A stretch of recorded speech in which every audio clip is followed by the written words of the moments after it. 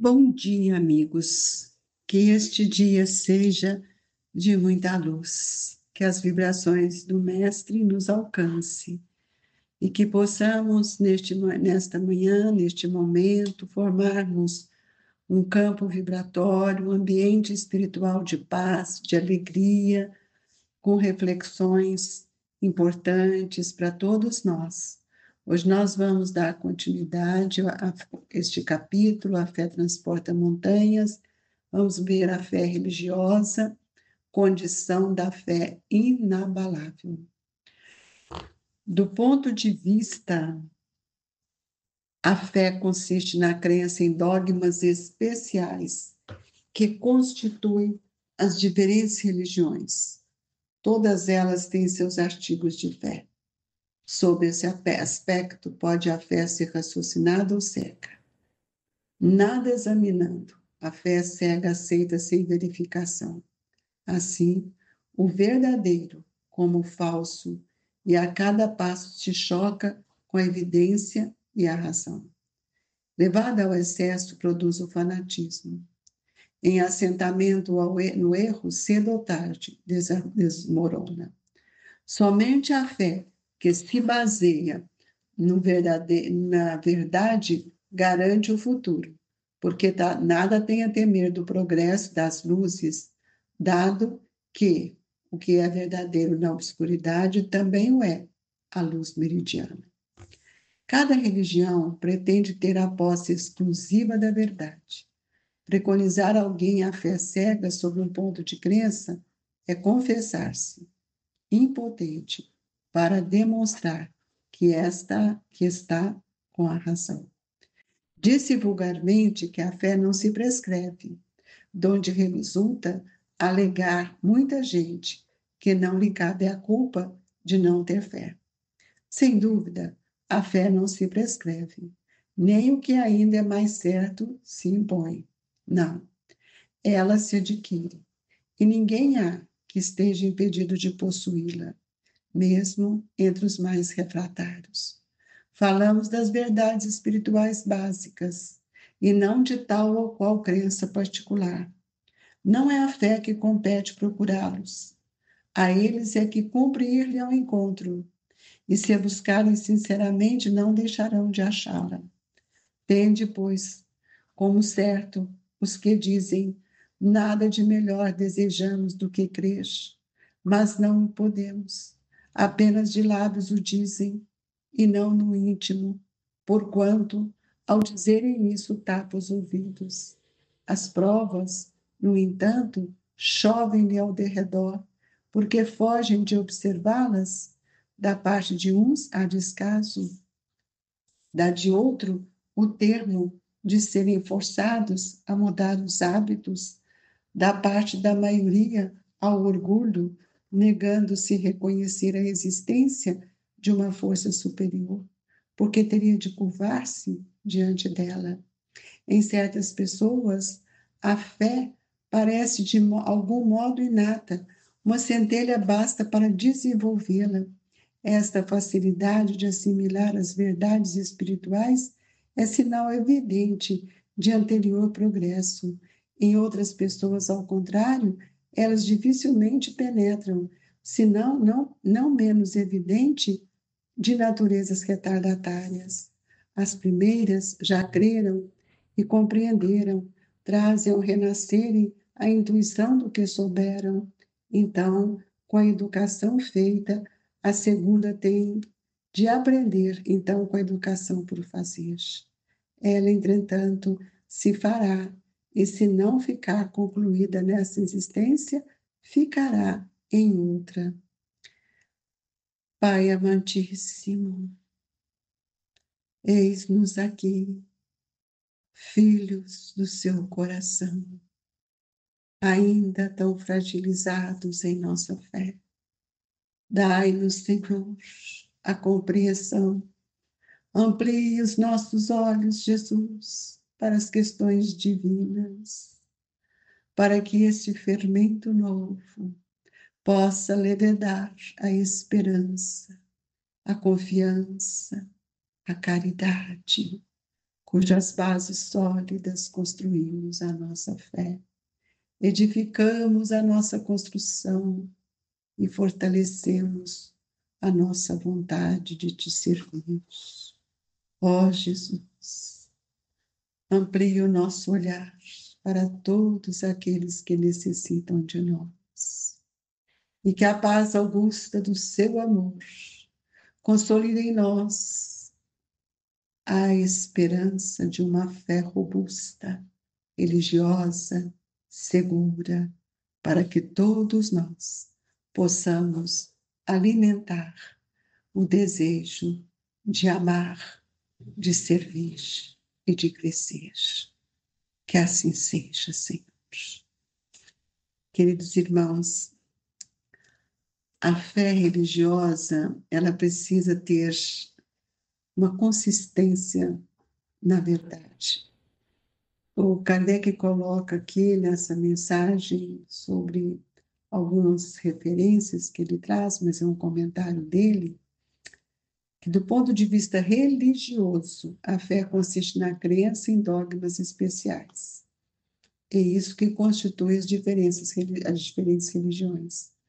Por exemplo, doutrina espírita, nós não temos dogmas, não temos sacramentos, mas nós temos os nossos artigos de fé, que são consolidados pelo Evangelho de Jesus, pela imortalidade, pelas leis que regem a nossa evolução, por esse liame que me liga a Deus.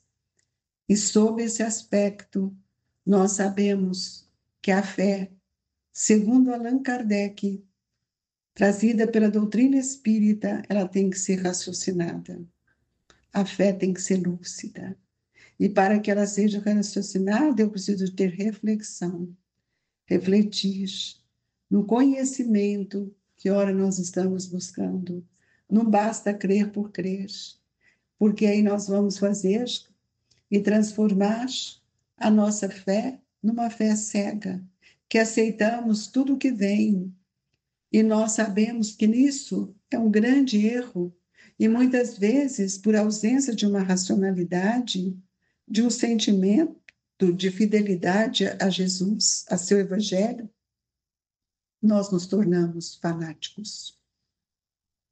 E o fanatismo, nós não conseguimos nada com o fanatismo, porque ninguém põe uma ideia no pensamento do outro, a não ser pelo seu exemplo, pela sua dedicação.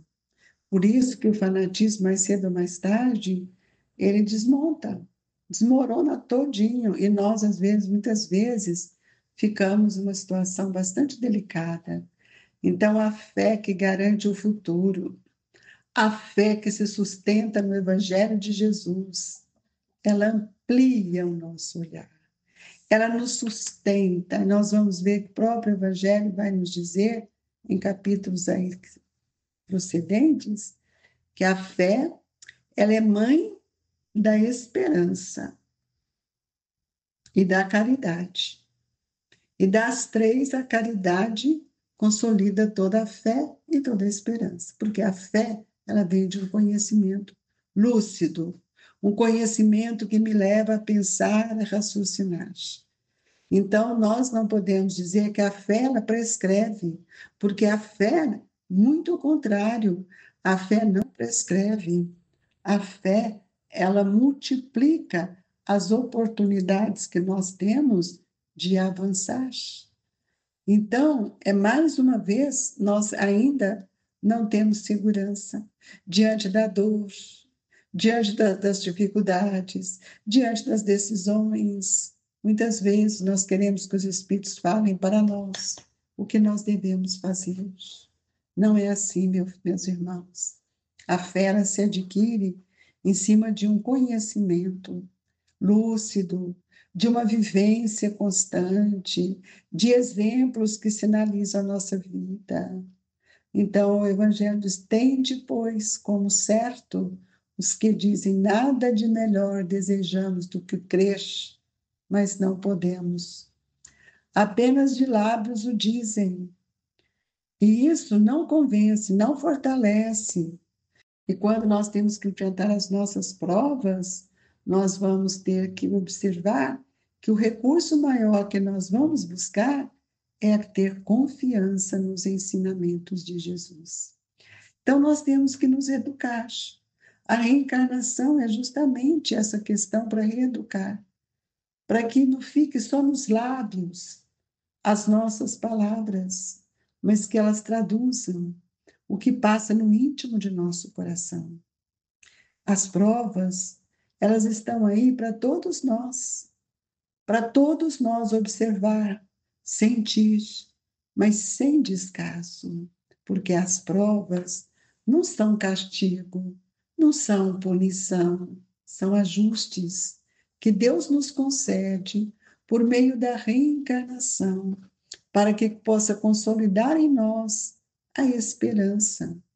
E quando nós estamos sustentados pela esperança, nós vamos ter desejo de servir o nosso irmão. E é nesse servir que nós vamos sentindo a profunda alegria, renovando o nosso olhar, renovando as nossas ações. E por isso, amigos, toda a força superior que nós estamos envolvidos precisa ser percebido por nós. E nós vemos que na nossa família, no grupo de convivência, nosso trabalho, há pessoas que têm uma fé sólida. Essa fé é aquela fé que nós estamos construindo ao longo do tempo. A fé, se ela não tiver sustentada nas obras, ela é morta em si mesma, nos diz Tiago. A fé inoperante, ela é problema de cada um de nós, porque nós falamos nela, na fé, falamos que somos discípulos do Evangelho, mas não temos clareza de tudo aquilo que nós estamos passando. As lutas é sinal dos reajustes, do convite que todos nós estamos recebendo todos os dias. E o que diremos de um motor precioso do qual ninguém se utiliza? De uma fonte que não se movimenta para fertilizar o campo? De uma luz que não se irradia? Amigos, pensemos nisso. Nós precisamos ter confiança nessa semente divina que Jesus veio plantando desde as eras mais remotas, quando os profetas aqui estiveram, quando Moisés e quando Jesus esteve regando-a com a luz da verdade, sustentando-nos com seu amor. É preciso que a gente sustente dentro de nós a esperança de fazermos algo melhor, que são as nossas obras, para que a gente possa usar das ferramentas que temos para melhorar a nossa proposta de vida. E é preciso ver que nas obras materiais nós podemos perceber o valor de um serrote, de uma plana, tudo isso é matéria-prima. Mas nós precisamos entender que essa matéria-prima, ela um dia, ela vai desintegrar. Mas a obra do Espírito, a fé que é construída com coragem, com dinamismo, com confiança, esta nós jamais a perdemos. Então, o que o apóstolo nos diz, Tiago, assim também a fé, se não tiver obras, ela é morta em si mesma, nós vamos ver que ela precisa de iluminar o nosso pensamento, trazendo para nós a confiança, ampliando a nossa inteligência para que nós possamos fazer ações que sejam dignas e não improvisadas. Então, é preciso que cada gota, não estou falando um copo de água, não, cada gota de revelação espiritual que cai no nosso coração, ela vai mostrar para nós que o caminho, e ela vai trazer também um amadurecimento, porque nada na vida é imediato. E nós sabemos que esse posto de serviço que todos nós somos convidados a realizar, isso tem uma repercussão em favor do progresso comum de todos nós. A fé, portanto, na sua essência, é aquele embrião que Jesus mostrou para nós quando referiu à semente de mostarda, que apesar de que ela, com o tempo, ela vai se crescendo através da elevação do trabalho de cada um de nós e se converte no reino divino, onde a alma do crente passa a viver. Olha que maravilha! Essa é uma frase que Emmanuel nos traz quando ele diz assim: a fé na essência é aquele embrião de mostarda do ensinamento de Jesus, que em pleno crescimento, através da elevação pelo trabalho incessante, se converte no reino divino, onde a alma do crente passa a viver. Amigos, por isso que o nosso querido professor Eurípides tem nos estimulado a compreender o valor da educação do espírito, porque nós, para guardarmos qualquer atividade dentro do nosso coração, entendendo como aquilo seja um trabalho de uma obra divina, nós precisamos desenvolver também a sabedoria, o amor, a simplicidade. E isso só vai acontecer quando nós compreendemos o papel da educação do espírito. Assim, quando compreendermos essa educação, a força dela, nós vamos perceber que esse solo vivo do sentimento, ele vai removendo, vai modificando, e muitas vezes as ideias inúteis serão eliminadas. Então, a fé, toda fé, necessita de uma base, que é uma base sólida, que sustenta na inteligência, do que move o nosso pensamento a crer.